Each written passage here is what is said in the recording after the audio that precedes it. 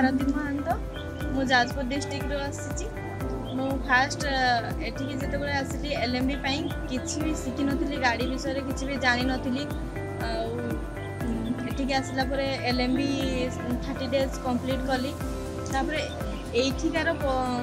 परिवेश मत एत भल लगे कि आउ थे पुणी 1 ईयर पर एचएनबी आसी एटी फास्ट तो आमको फैसिलिटी दिया हुए आमर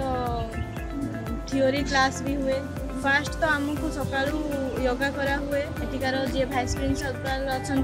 सी आमको योगा करती तापरे आमर थियोरी क्लास हुए थियोरी क्लास सरला आम 30 मिनिट्स आमको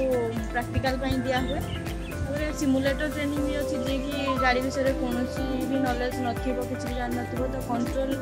सब प्रकार से जानीदेव सिमुलेटर द्वारा तापर एठी लाइब्रेरी सुविधा भी अच्छी आउ कैंटीन सुविधा अच्छे आउ एठार बहुत बड़ इम्पोर्टाट हो डिसिप्लिन